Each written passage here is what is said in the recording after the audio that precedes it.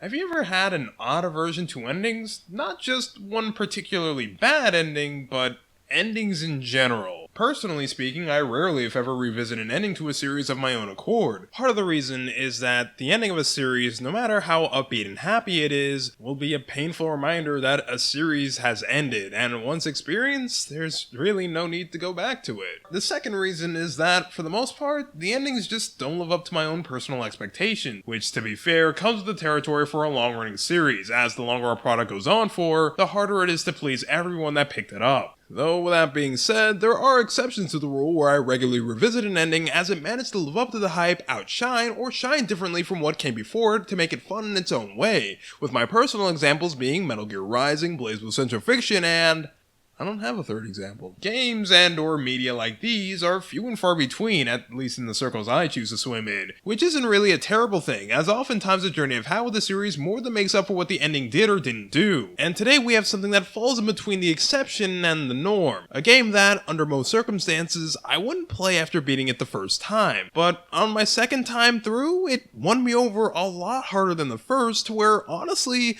I wouldn't mind retreading it again for my own personal enjoyment. The game in question is Yakuza 6, which isn't actually the ending of Yakuza as a series, but the ending of Kiryu's time in the spotlight as the protagonist of these games. It's not as big a loss, all things considered, but man, in the lead up to 6, I couldn't fathom playing a Yakuza game without Kiryu in it, and yet, at the same time, it only made the most sense to let him go. As far as the story in Yakuza goes, the most appealing part about it, at least for me anyways, was seeing Kiryu age as his priorities shift greatly as he now takes on more responsibilities as time moves forward, and how he eventually came to realize that his attempt to become like his foster father was the greatest mistake he made in his life, as he's now forced to constantly deal with the Yakuza nonsense. Kiryu could only get to this point thanks to the writers allowing him to age and develop into his own person, but because of this, he isn't designed to last forever, and to get the maximum effectiveness out of his character, you need to bring things to an end. But not just any end, but the biggest end you can think of for him. After all, Kiryu's been the face of the series for 7 mainline games. You'd only be doing him dirty if it was anything but that. And to minimal surprise, 6 managed to deal on that front, serving as a really good goodbye letter to Kiryu with a handful of stumbles here and there. But if you asked me a year ago about the gameplay side of things, there really wasn't much to talk about, as with Kiwami 2 only releasing 2 years after the fact, sporting the exact same combat system with little to no changes, it was hard to say much of anything for 6 from a gameplay perspective, to the point where I actually considered not talking about it for this video. But after uploading that video of Kiwami 2, someone enlightened me that the Dragon Engine games have a little bit more than meets the eye, and after playing through 6 again to get a proper opinion of everything I was told, I changed my mind about 6 and Kiwami 2 as well. Albeit the combat isn't anywhere near as fleshed out, and for 6 at least you have to wait to the halfway point for the game to start popping off as far as mechanics go, but you know, I think the wait is actually worth it, as it managed to transform an alright game into a good game, one where I'm pretty happy to say that it was a swan song for Kiryu's character. So, what got me to change my mind about the game to think that the gameplay was good despite my earlier complaints? Well, strap right in, cause we're diving right into Yakuza 6.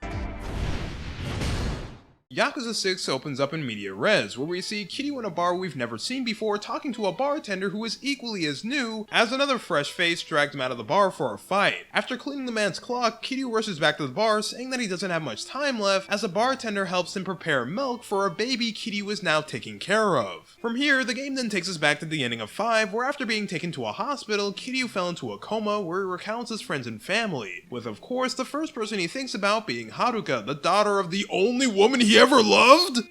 You know, sometimes I just wonder if Kaoru was a mistake. It's not long after that Kiryu recovers, but when he does, he's greeted by the police looking to arrest him for the war that broke out in Kamurocho. Truth be told, the police know that Kiryu wasn't responsible, but after having the 4th war in Kamurocho go down without them so much as lifting a finger to stop it, they need to do something to save face. And arresting Kiryu is the only method they can think of, as thanks to his prestige amongst Hitojo and the Omi, it'll make him look tough for booking him in. Naturally, everyone who knows Kiryu is against it, but Kiryu decides to let the police have him, as now thanks to Haruka revealing to everyone that he's her guardian, he doesn't want to lead an army of paparazzi to his kids when he returns to them, especially now that he's being framed for starting a Yakuza war. In Kiryu's mind, if he he can pay his fabricated debt to society, then he can return to his kids without any drama. Of course, this means having to wait before he can see them again, albeit it ain't too long, as Kiryu is only sentenced to a 3-year stay. However, just because Kiryu's in jail, that doesn't mean that all the problems went with him, as the kids of Morning Glory still get a fair share of issues regarding Haruka and the Japan Dome incident, as parasites pop up to try and report on her living arrangements. While this doesn't get to most of the kids, it does get to Haruka, as she worries about their futures for being associated with her and by extension Kiryu, and so she gets a case of Yakuza 5 and leaves in the middle of the night with only Ayako knowing of her departure. Back in Kamurocho one night, out of nowhere, a fire starts in Little Asia, burning the place to the ground as some Yakuza and his compatriots celebrate their new partnership over the fire. 3 years later, Kiryu is finally released from prison and makes a beeline to Morning Glory, where he realizes two things. The first thing being that his kids have gotten bigger, and the second thing being that Haruka is missing from the crowd. Ayako explains that while the kids used to be in contact with Haruka, she would eventually stop calling and or receiving calls, with the last thing she said to them being that she's going up to Kamurocho and will return with Kiryu when he gets out of jail. Clearly, something went wrong as she isn't here, so Kiryu tries to contact Akiyama to see if he's seen her hovering about. But unfortunately, the line to Sky Finance is down, and since Kiryu for some reason doesn't have Dante's phone number despite working with the man for 11 years, he's forced to make the trip back up to Kamurocho to see what went wrong. In mere seconds upon entering Kamurocho's gate, Kiryu finds Date, who tells him that once again the Tojo clan is in another war. This time with the Sayo Triad, a Chinese syndicate who in the ashes of Little Asia's demise sprang forth, becoming the most brutal threat to Kamurocho. Kiryu doesn't really care this time around, as he lets Date know that he's looking for Akiyama so he can see if he knows where Haruka is. But before Kiryu leaves, Date tells him that Sky Finance is currently closed, with Akiyama's whereabouts being unknown, leaving him to search the city for his friend. Eventually, Kiryu would find Akiyama camping out in the sewers, trying to hide from the Sayo Triad, as thanks to his past in helping out Kiryu as well as his business making him a recognizable figure in Kamurocho, it made him a target for the Triad, who want to eliminate any and all references to the Tojo clan. Unfortunately, Kiryu didn't realize that he was being followed and led the Triad right to Akiyama, but thanks to their combined efforts, they're able to wipe the floor with the Triad, and just in time, as Kiryu gets a call from Date telling him to come down to Toto Hospital, as he found Haruka, but she's not in the best of conditions. When Kiryu and Akiyama get there, Date explains that Haruka was involved in a hit-and-run accident that landed her right into the emergency room. While she is currently in critical condition, that is only half of the reason why Date needed them to come down, as the other half lies in a nursery crib.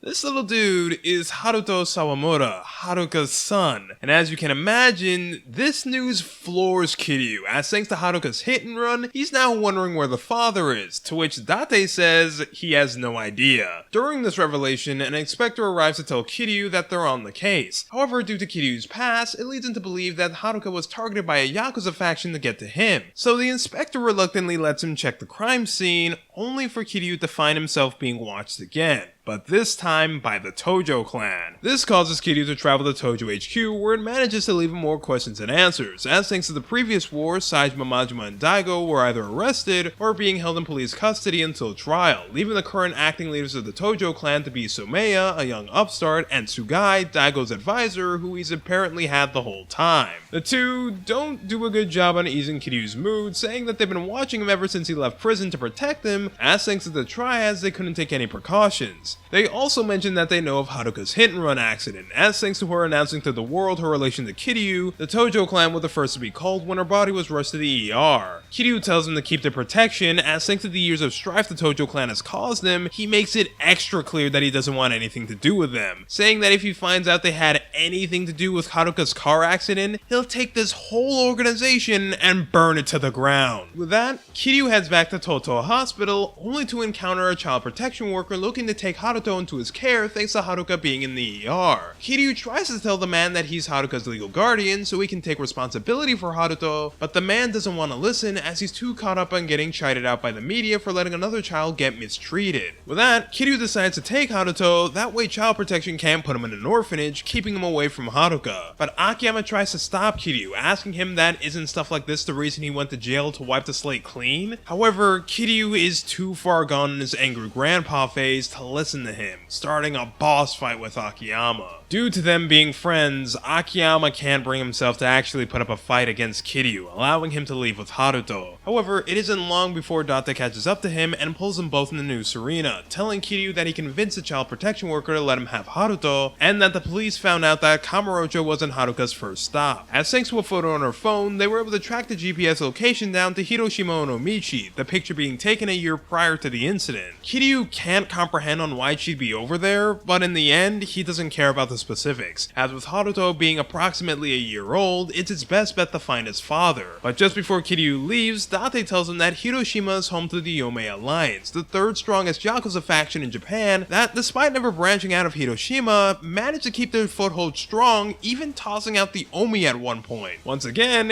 Kiryu doesn't really care, as he immediately books a flight to Onomichi in search of Haruto's father. This is where the game starts to open up as you're given full control of Kiryu. And unsurprisingly, a lot of what I said about Kiwami 2 still applies with 6, as with it being the original game the Dragon Engine debuted on, a lot of problems I had with Kiwami 2 are still here. You feel like you hit a steel beam when an enemy blocks one of your attacks, the game has way too much popping going in for city structures, and the frame rate can't at times handle the game it's attached to, although that one might be a 6 exclusive issue. However, thanks to Manly McBeefington, who commented on my Kiwami 2 video, I learned that Kiwami 2, and by extension 6, have a few more things under the hood to play around with, namely in the form of combo starters. To briefly summarize, in the Dragon Engine games there are certain moves that will put the enemies into a stagger state, namely the gut punch of the first square and triangle combo, where you can use the quick step cancel to cancel out of the animation and either go into a dodge attack or start a brand new combo string. The combo won't be uninhibited as the AI can block you afterwards, but this allows you much more freedom with the combat as you can react to whatever the AI is going to do next much more easier than if you were to stick with a regular method, and also allows you to partially bypass the awkward feedback you get when you're blocked as you're able to move out of the way. Now, it should be stated, it takes a while before you can get the quick step cancel, as it requires you get your evasion stat up to 200 before it becomes available for you to obtain, which Manly told me wasn't the case in Kiwami 2, which is a good thing because it certainly hit me like a ton of bricks when 6 reminded me of its requirements. Now, to be fair, 6 also has a lot of quick digestion items to help you along leveling up Kiryu, which never made it into Kiwami 2. However, with that being said, I can see why it never made it out of 6, as with the low cost of money, you can trivialize any need to grind, and with Clan Creator giving you more money than you can dream of,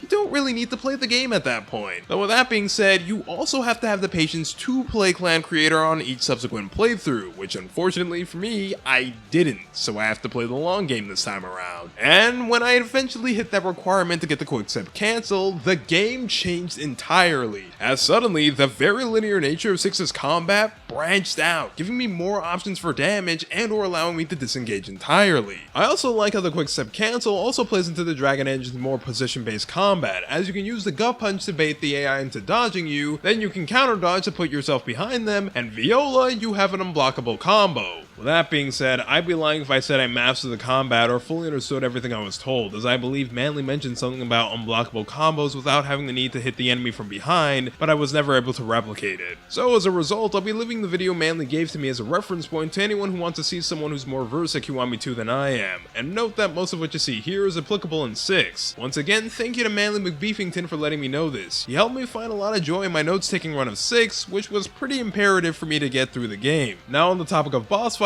it should be noted that the bosses in 6 were all given retooled health that, despite being one bar, will adjust itself to wherever you are in the game. While this is fine for the most part, a problem occurs when you enter extreme heat mode and start doing heat actions, in which bosses just buckle under the damage being deleted in a handful of moves. It's kinda weird saying this given that without extreme heat mode, I find bosses to have the right amount of health, but with it, I feel that heat action damage should be toned down, or bosses should be given more health to compensate for the damage, which in Kiwami 2, they did go with the latter suggestion, so the problem was, well, has been fixed. It's done. In addition to the curious case behind bosses' health bars, Yakuza 6 starts the tradition of not telling you what moves you have when you play the game, as I believe Kiryu starts the game out with his grab counters and command grabs already available, as despite not being labeled anywhere in the game, you can do them whenever you feel like. I don't know why this is a trend between the Dragon Engine games, but I hope it doesn't continue past Kiwami 2, because boy is it annoying not knowing you have abilities to make the game more fun to play.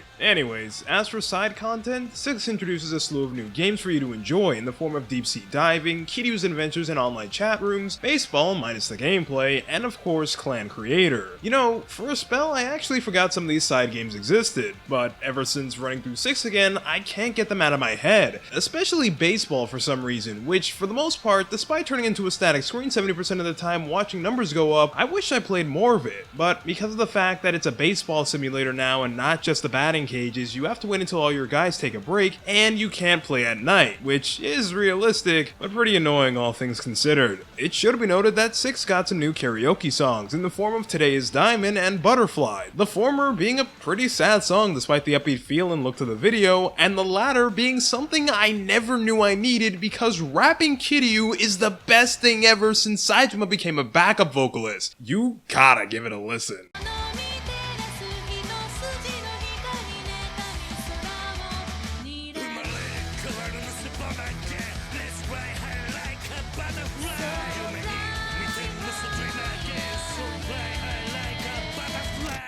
On that note, 6 has a couple more things for you to listen to, namely in sub-stories, as now they're all fully voiced, allowing them to communicate every emotion through voice acting, which is not only better for comedic moments, but the heartfelt ones as well. There's a lot gained when it isn't just sad emotional music playing over text boxes, as hearing Kiryu's voice or whoever is talking lower or raise their tone whenever they're happy or sad adds a lot more weight to these distractions. It also helps sell scenes whenever something ridiculous is going on, like hearing Kiryu's muffled shouts when he declares he's going to bring down thugs in this Onomichio costume is hilarious, but not as funny as 6 explicitly showing his voice acting budget in the kids, as they couldn't get more child actors, so they just had the adults fill in for him. Why? 言ってくれた! 言ってくれた! As for the actual stories of some of these sub-stories, a handful of them are made in reference to some of the series' best hits, like Racer and the Moon Nacho guy, showing where they've ended up and how they're doing now that they're in Onomichi. And despite them being small distractions, these sub-stories do a lot for the characters who aren't Saigo. I personally find Racer's sub-story to be the best one, as after years of being a clumsy dude whose saving grace was that his voice is super cool, he finally gets to show off how cool he really is by standing up for his son and standing up to his overbearing wife, who's trying to keep the two separated as he goes off to show him pocket circuit racing. It's just cool to see how much he grew since he was last in a Yakuza game, and even cooler now as he can be used in Clan Creator, which you better believe I made this guy the captain of Kiryu's family without a second thought and kept him there for the entirety of the game. I didn't care if there was anyone better suited for the role, it was just too funny seeing this older man in a washed out racing outfit lead these band of thugs. Now, it should come as no surprise that 6 has some amazing music as well, having tunes like The Theory of Beauty, whose intro sounds like the modern day gym leader theme, and provides a really interesting techno beat that Yakuza as a whole doesn't normally mess with. But for its first attempt, this is a really amazing piece that gets my blood pumping.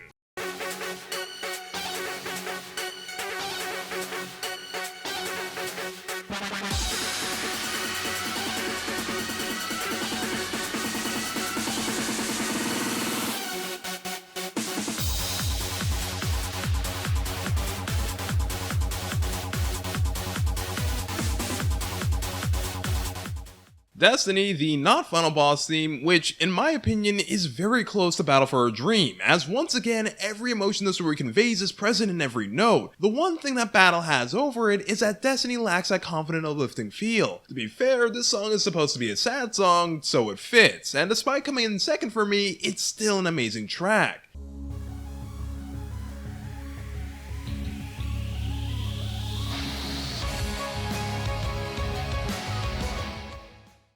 And finally, the track that caught me the most off guard, Bishop Violet Velveteen. I don't ever remember hearing this song in 6, but man, it goes so hard in its intro, I couldn't not talk about it. This song is pure hype, and honestly should have probably been the regular battle theme. At least in my opinion.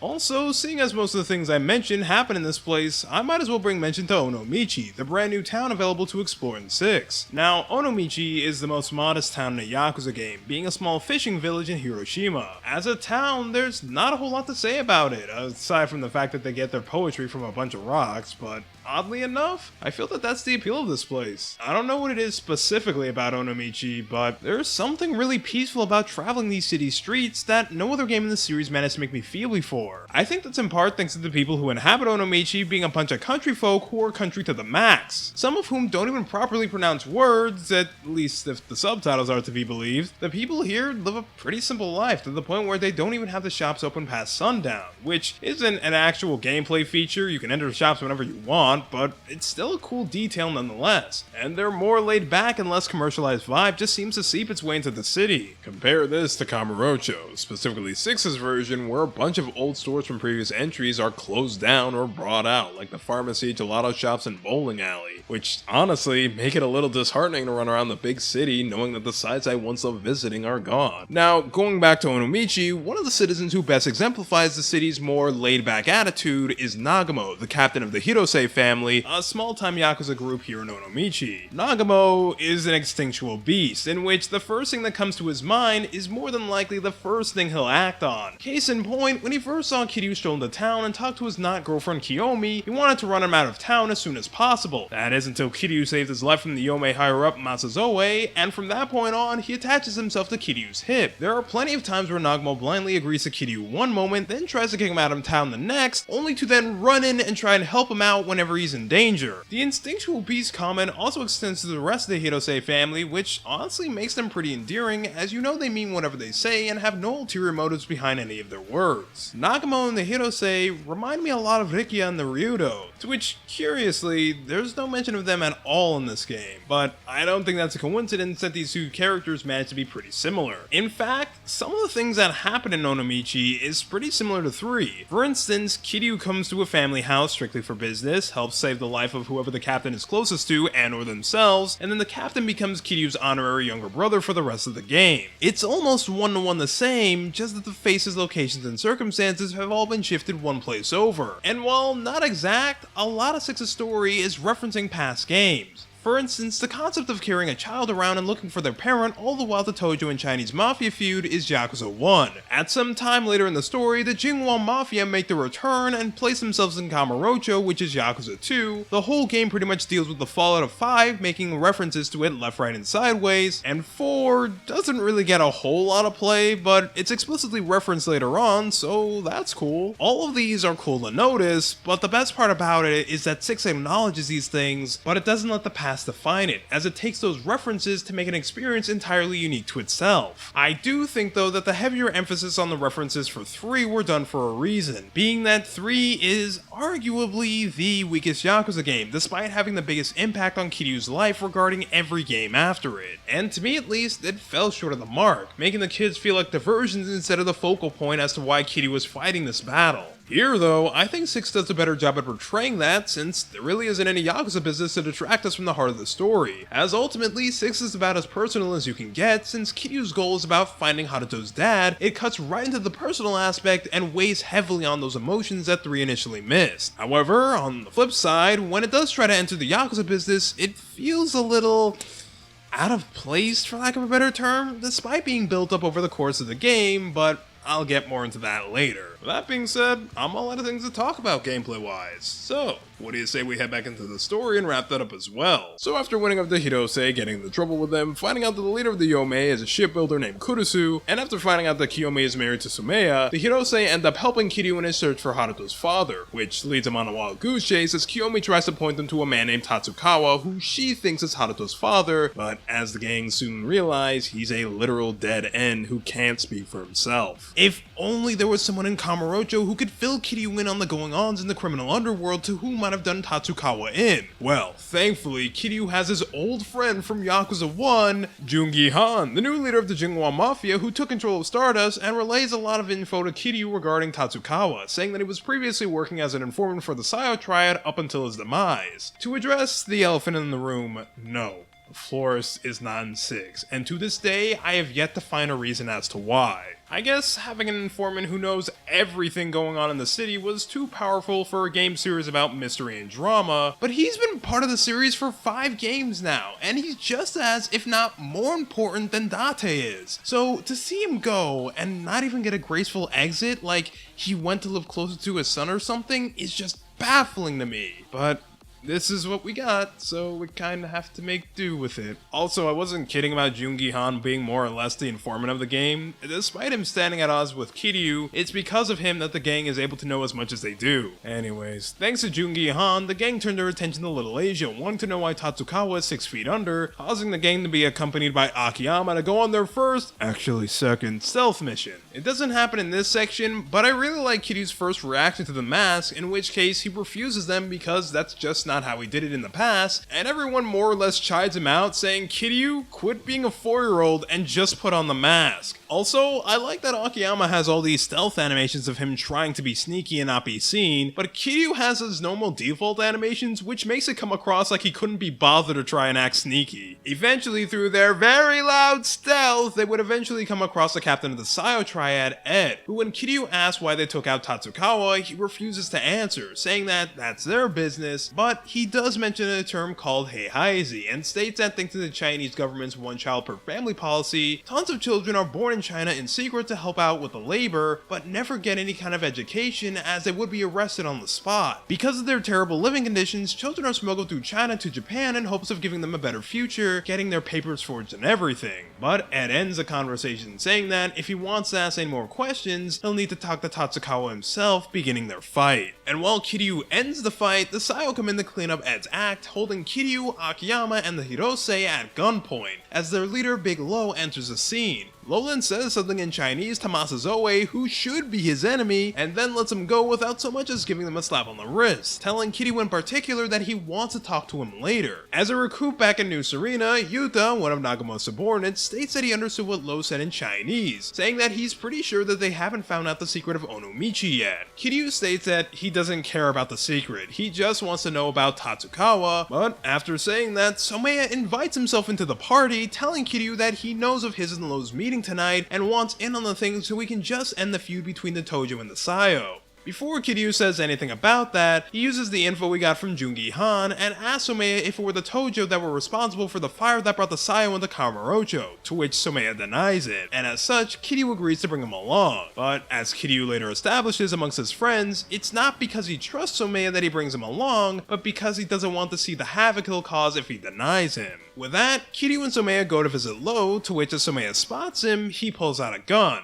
But he clarifies to Kiryu that he only wants to capture Lo, as he knows if he were to try lethal force, Kiryu would cold stop him. Somaya then states that if Kiryu were to help him out, this would benefit them both greatly, as without the head of the faction, the Sayo would disperse, and Kiryu could still ask Lo whatever questions he wants. But Kiryu refuses to see it his way. First off, he just doesn't like Somaya, which is a point against him, but in joining forces with him, he'd also be betraying Daigo, as thanks to Lo's intercession, Kiryu learned that the Tojo did cause the fire, not only allowing the Sayo to move in, but caused Daigo's imprisonment as well. And thanks to Kiryu's attachment to Daigo, he can't let that slide, starting their fight. Upon beating Somaya, Somaya comes clean, saying that it wasn't the Tojo's idea to do any of this, but Kurasu's son, Tsuneo Uwami, who also brought the Sayo into Kamurocho to change the Tojo clan as he saw fit. Lo then lets Somaya go so he can relay a message to Tsuneo, saying that he will bring justice for his son's death, to which Lo then shortly after makes his leave. But before he goes, he makes sure to tell Kiryu that Tatsukawa is not Haruto's father. Just as Kiryu gets ready to ask how he knows this, Yuta calls Kiryu, telling him that Kiyomi had just called to tell him that the leader of the Hirose, Toru Hirose, had just taken Haruto and disappeared. This spurs everyone, barring Akiyama, to go back down to Onomichi to find him, and once they get down there, they find that the Yomei Alliance are also looking for Haruto. After beating their way through a handful of goons, including the captain of the Yomei Alliance, Koshimizu, Hirose makes himself known and gathers everyone in the shrine on top of the hill, where he has a mountain of information to give. Hirose starts things off by apologizing to Kiryu, saying that the reason he needed to disappear was because Koshimizu came around poking his nose into his office, so to keep Haruto away from him, they both needed to vanish. Hirose then tells everyone the answer they've been waiting to hear since the game booted up, saying that Haruto's father is Yuta. Yuta's reveal as Haruto's father is something that actually actually makes playing 6 again something more interesting, as in all the cutscenes where Kiryu asks the Hirose if they know Haruka, the camera first cuts to Yuta, then to every other member of the Hirose. It's not something you'll pick up on your first playthrough, but upon seeing it again, it becomes evidently clear that they were winking and nodding in my face, and I just couldn't see it. Anyways, Kiryu says nothing, but gives Yuta the angry dad stare, while Nagamo becomes a physical embodiment of Kiryu's emotions and starts smacking him around for leading them on a wild goose chase. Hirose then continues by inviting Masazoe in on the conversation so we can explain the technical side of why Haruto is being hunted. Short and to the point, Yuta is Big Low's illegitimate child, a Heihaizi to be more specific, being smuggled to Japan as insurance as to not only make sure that there wouldn't be a war of succession with 2 sons having right to the throne, but to be used just in case anything happened to Jimmy, as in the Sayo triad, their leader is determined by blood relation, with the son being destined to become the new leader of the triad. Blood relation to the Sayo is quite literally a law. Considering how much betrayal they got on the mainland, the whole organization is made up of family members to ensure loyalty. But this loyalty also brings about a lot of strife when pure-blooded Yuta is shacked up with Haruka, a Japanese woman. The result is a mixed-bred child who goes against the Sayo's core belief, and as such, they can't allow him to exist. Or at least that's how it was supposed to be.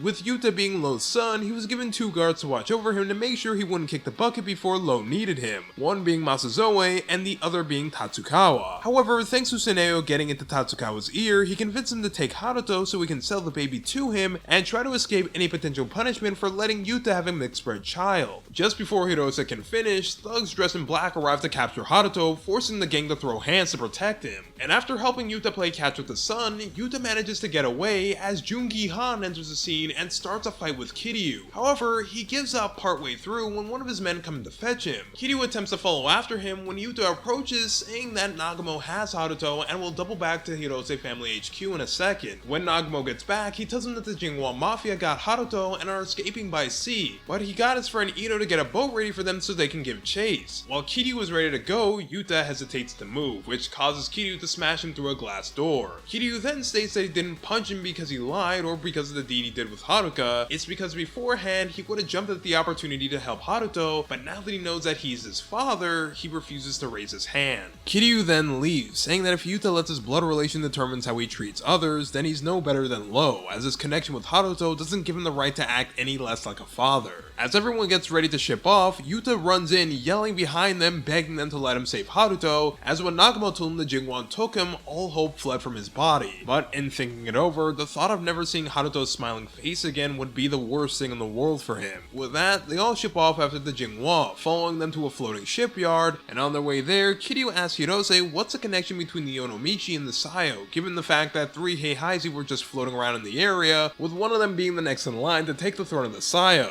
Hirose explains Kurusu was actually on talking terms with the former leader of the Sayo before World War II, but stopped shortly after, only to pick up 30 years prior to the story, as Low managed to get in contact with Kurusu to form a human laundering scheme to smuggle and forge paperwork for 10,000 Chinese children. The reason Hirose knows this is because back in the day, Kurusu had him move kids to and from the ships he owned. Nagamo then takes the opportunity to ask about the secret of Onomichi they heard from Low, to which Matsunaga then takes a jab at it by saying that it might be connected to a guy known as the Fixer, aka Minoru Daidoji, a politician who has had every single scandal pinned on him from Japan's oil crisis to the collapse of the bubble economy. As they reach the shipyard, they put their speculation to bed, as the young men decide to fight the Jinguan, while Hirose watches the ship. But halfway through their run, Jungi Han contacts Kiryu and decides to make a deal with him, promising Haruto's safe return if Yuta goes up to Kamurocho and takes out Low, seeing as he's the only person who can get close to him. Kiryu then calls out Jungi Han, asking him where his pride and honor are now that he's holding a child hostage, and instead makes a counter-proposal saying that he'll be the only one to reach him, fighting through all his remaining men, and when he beats him, Haruto goes free. Letting his hubris take control, Jungi Han agrees to the terms, wanting another chance to fight Kiryu, and when Kiryu reaches him, instead of fighting, he takes the opportunity to ask if Tsuneo is also supporting the Jinguan's resurgence in Japan. Jungi Han not only answers yes, but also goes on to say that they were hired to fan the flames between the Tojo and the Sayo, and were ultimately supposed to take out Low when Daigo got arrested,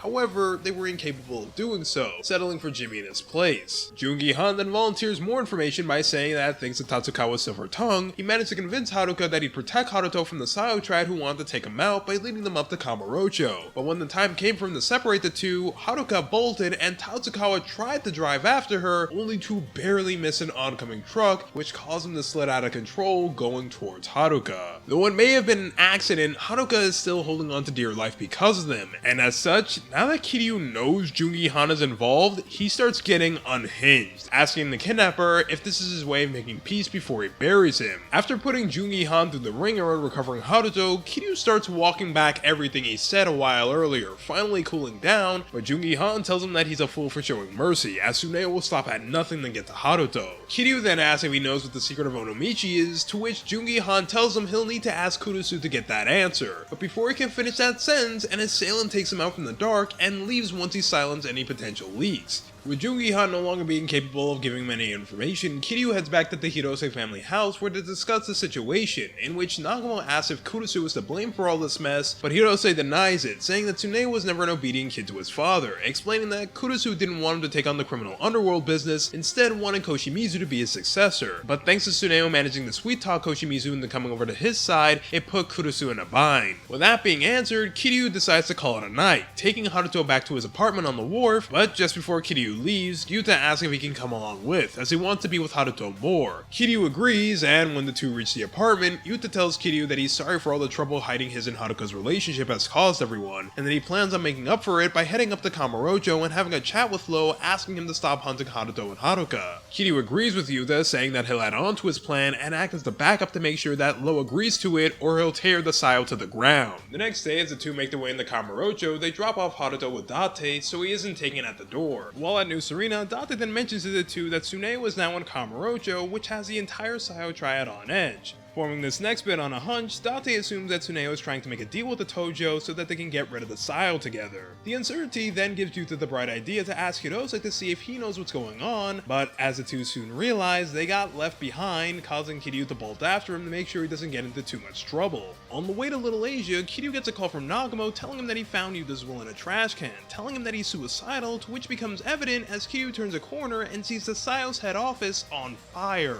As it turns out, Yuta waltzed into Little Asia with gasoline on his person, and seeing as he was Lo's son, no one decided to give him a thorough pat down once he got inside. Funnily enough, before Yuta torches the whole place, Lo tells him that if he'd be willing to negotiate, he wouldn't have to go this far, but Yuta tells him he's too stupid to even consider that, and goes through with the plan anyways. When Kiryu arrives, he finds Yuta standing over Lo's unconscious body, as he asks Kiryu to take care of Haruka and Haruto for him in his place. Kiryu refuses, instead asking him who will raise Haruto for him when he's gone. Yuta then ignores the question, saying that thanks to his sacrifices, his family will be able to live in peace, but Kiryu doesn't care for the tangent, telling him that he won't let him run away from his family, starting a fight with him in a burning building, to which Kiryu takes a flaming piece of lumber to the back to make sure that Yuta comes back in one piece. After managing to beat some sense into him, Kiryu drags Yuta and Lo out of the burning building, to which Lo makes a comment saying that he finds it ironic that the bloodlaw the Sayo cares so much about would turn his son into his would-be assassin. That comment gets Kiryu to snap at him, saying that Lo has no right to call Yuta his son, to which Lo actually agrees with Kiryu, saying that this whole bloodlaw fiasco caused the destruction of the Sayo, and promises not to mess with Haruto ever again. But he tells Yuta tonight he was nothing more than a pawn in a much bigger scheme to protect the secret of Onomichi, all of which was concocted by Hirose. Yuta refuses to accept that, but Lo asks him how could he possibly know all this hidden Sayo business and not have been involved. Loden states that before the story, Hirose managed to infiltrate the Sayo triad and tell him to get out of Japan, as with the death of his son Jimmy, Kurusu wanted to make sure that the secret of Onomichi didn't get leaked in a fit of rage. Loden refused the suggestion, saying that thanks to everything the Sayo poured into Little Asia, they're sticking around till they can recoup their losses, including Jimmy's death. This response prompted Hirose to make a deal with Lo, saying that if he leaves the country, he'll give him Yuta and convince him to take on the Sayo's throne. However, if he sticks around, he'll sick Yuta on him and have him burn the Sayo to the ground. Yuta still isn't buying it, saying that Hirose wouldn't do something like that, to which Loden states the only way to find out the truth is by uncovering the secret of Onomichi, in which trying to do so will incur Hirose's wrath. Lo then passes out as he dreams of the past, specifically his son Jimmy, and how they stood at odds at expanding their territory into Japan. Despite Jimmy's eagerness to use the secret of Onomichi to their advantage, Lo then reveals to him that his knowledge is a bluff, as the only info he knows about it is that his father told him that it was Kurusu's one political weakness thanks to Kurusu's double life as a thug and an upright citizen. With that, Lo finds himself in New Serena as Kiryu begins questioning him about why the Sayo are in Japan alongside the secret of Onomichi. Lo decides to answer the latter question first, giving Kiryu the same answer he gave Jimmy in the flashback. However, despite their trump card being a literal bag of hot air, Jimmy would still try and press his luck by heading into Japan to strike a deal with Tsuneo, leading us into the intro of the game where little Asia ended up in flames much to his father's disapproval as he tries to walk out on the deal. However, Tsuneo would then figuratively hold him by the throat as he reveals to Lo that he knows that they don't know anything about the secret of Onomichi thanks to his son getting drunk and blabbing the truth out to him. And while he could tell his father about the issue, it would put so many innocent Heihaise's lives on the line, so he'd rather dangle it in front of Lo to get what he wants, leading to Daigo's arrest and the murder of Jimmy. Lo then mentions that the secret of Onomichi is more of a curse than anything, forcing Hirose and Kurusu to murder friend and stranger alike. But Yuta then starts getting loud again in an attempt to shut him down. Wanting to escape the noise, Lo then asks Kiryu to meet him up on the roof so that they can further discuss things. Once there, Lo entrusts the secret of Onomichi to Kiryu, handing him an SD card that contains a code that his father gave him that will lead him right to the secret. Unfortunately, Lo has been unable to decipher it due to him being unable to get close to Onomichi, so his efforts have been fruitless as he needs a resident of the town to figure out what all this means. He warns Kiryu that the closer he gets to the secret, the harder Hirose will try and stop their efforts. Kiryu then asks why he's giving him all this information, to which Lo says it's because his son loves Haruka and he's her father. And so, as the patriarchs of their families, he's the only one he can trust to not only take on the secret, but to also look after his son when he's gone, as Lo explains that just before Kiryu got there, he contacted the Sayo to renounce his leadership, and as such, he's going to face punishment for breaking blood law. Kiryu surprisingly doesn't care, although I imagine hunting down Haruto had a large role to play in that,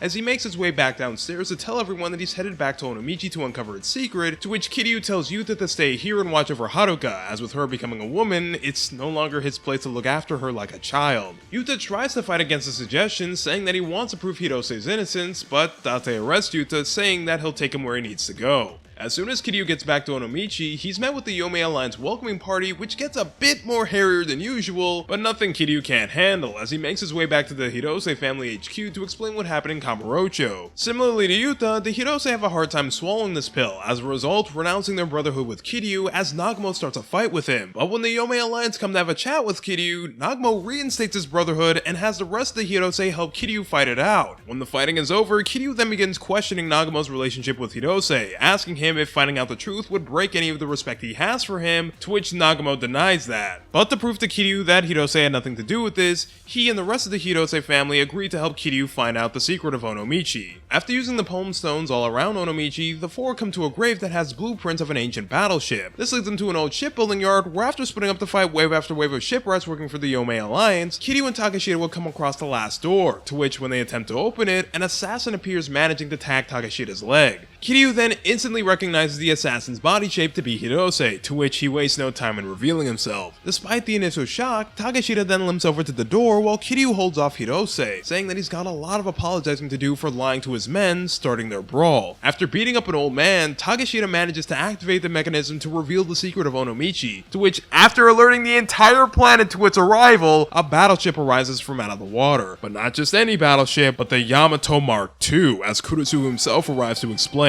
The Yamato Mark II was a ship designed for World War II, said to have been abandoned in the planning stages, but as everyone can see, that's clearly not the case, as in truth, Kurusu tells him that the ship was about to be finished when the war had just ended. After spending a lot of money on a ship the government no longer wanted to fund, this left Kurusu between a rock and a hard place. However, thanks to a Navy admiral named Daidoji who had been secretly funneling war fund money to the ship thinking it was a necessary risk for Japan's safety, Kurusu would avoid footing the bill. Though with that being said, this wouldn't be Kurusu's first crime, as he had been in contact with the Sayo using Heihaise to staff his workforce. The secret of Onomichi is actual war crimes, and I don't know, first time through this just didn't land for me. I mean, I got what Kurusu was saying, but after looking at this big battleship, all I could think was, so? Maybe that's because I'm really inexperienced in terms of military and real world issues, but when I see a giant boat, I don't see any war upsetting potential here. I just see a big boat, which causes all this buildup to be lost on me. I think what's actually important about this scene is that Daidoji and Kurusu betrayed the trust, or rather enforcement of a foreign power more so than the ship,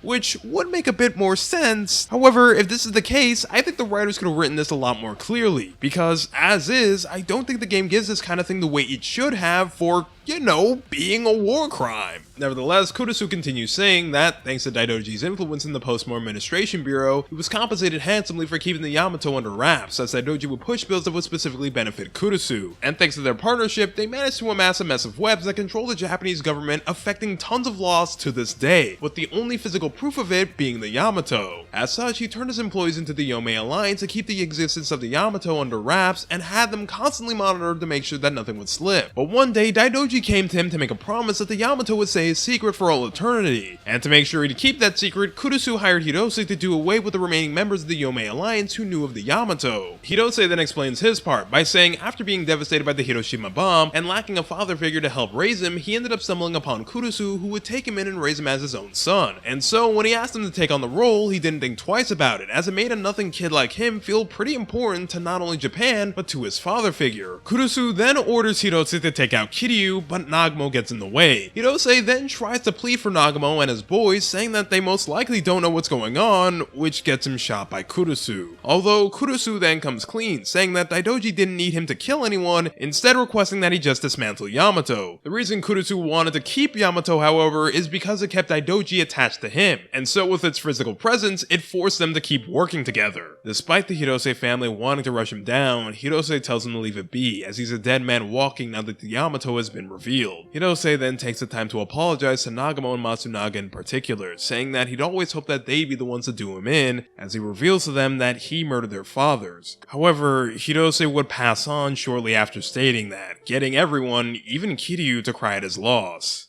Things don't get much better for Kurusu, as now with the cat being out of the bag regarding the secret of Onomichi, Daidoji no longer has a use for him and hired Tsuneo to clean up his mess. And by Tsuneo, I actually mean Koshimizu, as Tsuneo starts monologuing to his father with his back turned, as he complains to him about how he never wanted to be a businessman but a criminal, and that thanks to his faulty means of how he disposed of everyone who knew the secret of Onomichi, as thanks to Matsunaga's father coming to Tsuneo to try and convince Kurusu to let him live, he ended up telling him the secret of Onomichi when he was just a child. And after letting Kurusu know that piece of information, he lets Koshimizu light him up. You know, for as much as Tsuneo is said to be the real villain of 6, for some reason, he just comes across to me as a very last-minute choice despite being built up since the beginning of the game. This is largely in part due to a lack of screen time, as similarly to the villains in 4, all the screen time gets placed with everyone working under him, so when the time comes for him to take center stage, I can't help but feel lost. It also doesn't help that his whole character motivation is the equivalent of a whining child wanting to be noticed by his dad, which does fit the narrative that 6 is trying to tell, but also makes him look extremely pathetic that this nearly 50-year-old man is acting more childish than the literal baby of the game. However, I will say when the time comes, he does manage to switch it up from forgettable and pathetic to actually the most blood-boilingly evil character in the series, as unlike the ideal chasing lugheads in the past, Tsuneo wants to be a Yakuza,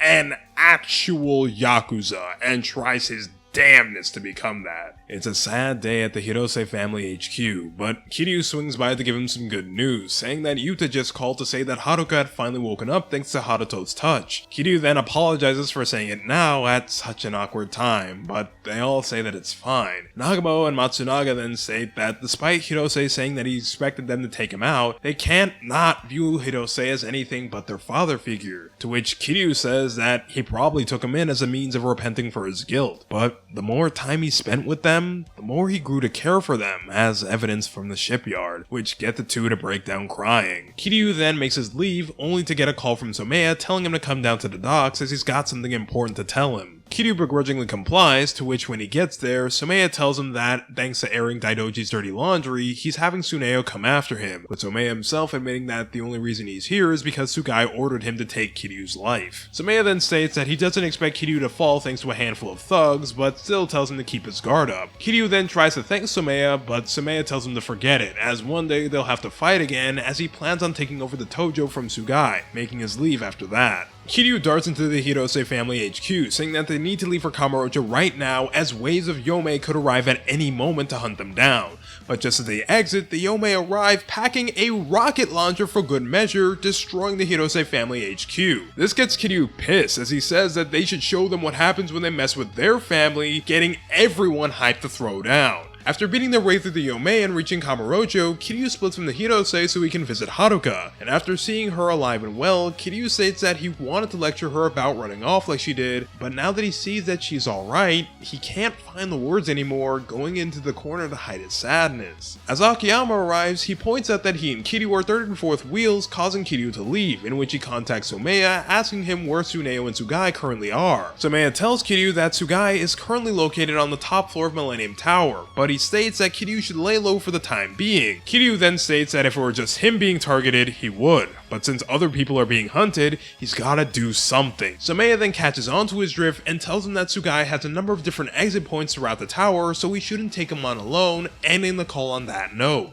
Akiyama and Yuta end up overhearing the conversation and invite themselves in on the plan, with Yuta speeding off to let the other Hirose family members know that they'll be taking on Millennium Tower, leaving Haruka's protection to the police's hands. When Kiryu gets back to New Serena, the group then storm Millennium Tower. However, after making it to the top floor by himself, he would find Somea there in Tsugai's place, as Kiryu's target alongside Koshimizu would say hi through a monitor. Kiryu then asks Somea what this is all about, but Somea refuses to answer him and starts swinging at Kiryu. After finishing their fight, Tsugai then starts berating Kiryu, saying that he made a bad move, revealing that they had Kiyomi captured the whole time and was having Somea fight for her safety, but since he lost, they have no reason to keep their side of the bargain. However, Tsuneo then tries to give Kiryu a chance to save her by murdering Somea by the time he counts to 3. Somea tries to get Kiryu to comply, but Kiryu can't bring himself to do it. Not helping is the fact that Nagumo came in at the last second, distracting them while Tsuneo said 3. But to get him on a technicality, Somea takes his own life, saying to Kiyomi that he treated their daughter like a princess when she left, asking her to believe him. And while it seems to have satisfied them, Koshimizu says that he's too late and cuts the feed. Somea then lets out a cry as he turns his attention to Nagumo, asking him to take care of his child, to which after hearing him say yes, he passes on. After everyone reconvenes in New Serena, Kiryu tells them that they should disperse. With the Tojo and Yomei looking for them, it's a bad thing to stay huddled together like this. Reeling from the losses of Kiyomi and Somea, Nagumo is the first to leave, heading up to the roof to get some air, all the while ordering his men to disperse on his way out. While the Hirose leave, Akiyama stays behind to ask Kiryu what his plan was when he reached Tsugai, as simply beating him up wouldn't have solved anything, and he'd have to do something more drastic like take their lives in order to get anything done. But in doing so, it would remove him as the boss of Kamurocho. Kiryu's one and only response to the conversation is not to put him on a pedestal, as he's just some washed up Yakuza who can't protect the people he cares about. Akiyama can't exactly dissuade him, but he tells him if he's going to go all the way, he'd rather Kiryu ask someone like him to do the dirty work, leaving on that note. Kiryu then visits Nagumo on the roof, where thanks to Ino giving him some info, Nagumo knows that Tsuneo and Tsugai are planning to head down to Onomichi for the secession ceremony of the Yomei, making it a perfect opportunity to knock off 2 birds with 1 stone. The 2 of them then come into agreement that they can't let the others know about this, and that if they go down as brothers. The next day, as the 2 head down to Onomichi, they share a drink in memory of Kiyomi, using their sorrow to steal their resolve as they run in to put the brakes on the ceremony, taking out every Yomei Alliance member they see, including Koshimizu.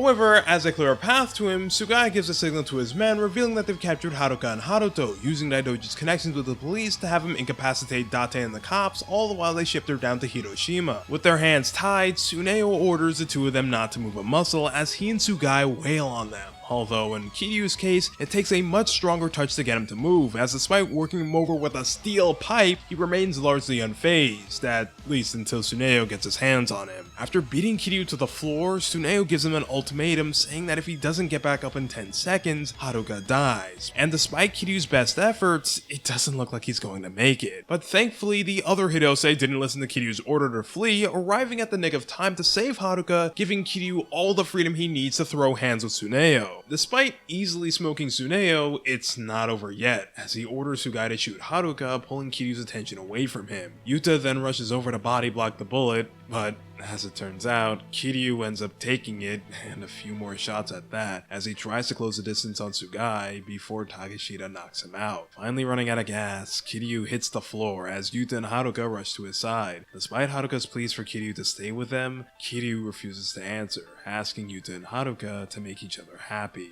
We then cut to Daidoji as he passes away while the Hirose corner Tsugai, and fearing the outcome, he commits suicide. 1 month later, after everything has calmed down, we see Nagumo talking to Sumeya's daughter, asking her if she remembers anything about her mother after they got separated. She states that because she was so young at the time, she hardly remembers anything about her, but thanks to Sumeya, she would be able to form an image of her thanks to him always talking about her. Thankfully though, she no longer has to get an image because, as it turns out, Kiyomi survived the night. There is really no concrete reason as to why she's still here, but the Hirose theorized that Koshimizu was getting sick of Tsuneo and decided to rebel by letting her go. With some good news finally coming through, Yuta decides to leave the restoration of the Hirose up to his friends, as he leaves for Okinawa with Haruka to raise Haruto. We then cut to Daigo, Saejima, and Majima, who just got released from prison, as they all discuss what their next move is now that the Yomei Alliance are responsible for Kiryu's death. Daigo then hands him Kiryu's will, which is surprisingly emotional towards Daigo, as Kiryu states that he thinks of him as a son, and thanks to this adventure, he's witnessed tons of families get torn apart by the lack of time they spent with one another, as it caused them to misunderstand where each other is coming from. Kiryu then states that he realizes the two of them are on a collision course to repeat the same mistake, so he asks him not to take any revenge for him as it will only cause needless bloodshed, and as such, Daigo puts his hands in his pocket for the time being, saying that the will made him realize that his dad was pretty cool. We then cut to a hospital room where, as it turns out, Kiryu survived the final battle and is recovering just fine, but he's not alone, as a politician sits in the room with him ready to make a proposition. As thanks to unearthing the Yamato, he explains the government is in the process of putting out fires, with one of those fires being Kiryu's knowledge of the events. As if he were to reveal that Daidoji was connected to it, it would send a domino effect down the government of everyone Daidoji brought up. Because of that, he's prepared hush money to keep Kiryu under his thumb, even making a small threat by asking him if he has a soft spot for orphanages. Kiryu doesn't take well to the money, instead of bringing his own demand to the table, asking for the release of Daigo so that they can stop the upcoming war between the Tojo and the Yomei, saying that would be a fire they don't have to worry about. The politician then gets indignant as he starts directly threatening Kiryu's friends and family, to which Kiryu asks if he knows his track record when someone threatens them. That gets the politician to switch gears and asks how can he assure that Kiryu will keep his word, to which Kiryu states that he can get the doctors to forge his death certificate and get his friend Date to give a false ID of the body so that everyone would believe them. Date, who had been listening in on the conversation, then bursts into the room and asks Kiryu if he lost his mind, as in doing so he'll no longer be able to see Haruto. But as it crosses Kiryu's mind, the politician accepts, making it too late to back out now. Date then asks Kiryu what had gotten into him to make such a deal, to which he states that for Haruka and Haruto, he'd die to keep them alive. With that, everyone does their part in convincing the masses that Kiryu is dead, to which not everyone buys it, as Akiyama sees right through the lie, but for the moment, lets it be, saying that one day Date will tell him the truth. We finally cut to Okinawa, where Haruka, Yuta, and the kids of Morning Glory are trying to get Haruto to take his first steps. While of course he has a hard time, Haruka won't let him give up, asking him again to walk towards her. Haruto then catches sight of someone who shouldn't be there, as he decides to give him one more shot, taking his first step in tandem with Kiryu taking his last, ending the game.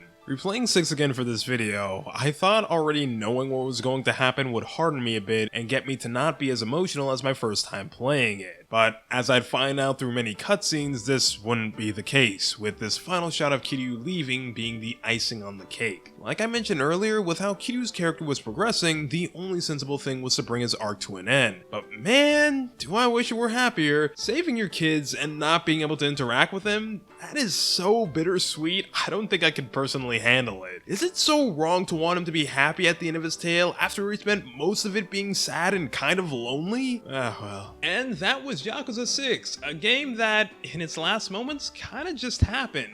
I don't mean to downplay the events, as once again, I felt every bit emotional seeing these scenes play out again. But when it came down to the national conspiracy, it failed to leave any kind of lasting impression, at least on my part. Not helping that, for the third game in a row, the main villain is pretty nothing. I mean, don't get me wrong, Tsuneo ended up bringing my blood to a boil when he threatened to kill Kiyomi and when I saw him beating up on Kiryu, but other than that, I can summarize Tsuneo's character by saying he's a big baby wearing a suit, which, needless to say, isn't exactly the kind of opponent I thought the series would end on. Also, I'm shocked that Kiryu didn't give his will to Haruka alongside Daigo, considering that she's actually the person who Kiryu acted like a father towards, but I digress. With all that being said, however, I still like 6 a lot. It certainly isn't the series' best, but in terms of emotional value, it's hard to find another Yakuza game that rivals it. And it also made me realize how much I appreciate Kiryu as a protagonist of these games, and how much I wish he was still the protagonist of these games. Seeing him walk off in that final scene hurt like nothing else, but at the very least, I can say that he left quite the legacy behind that I have no qualms with revisiting anytime soon. All in all, 6 is a good game, and while it's hampered in problems, if you're willing to stick with it, the game has quite a bit of potential in terms of experimentation, which would be a great distraction from all the tearjerkers the game tries to hit you with.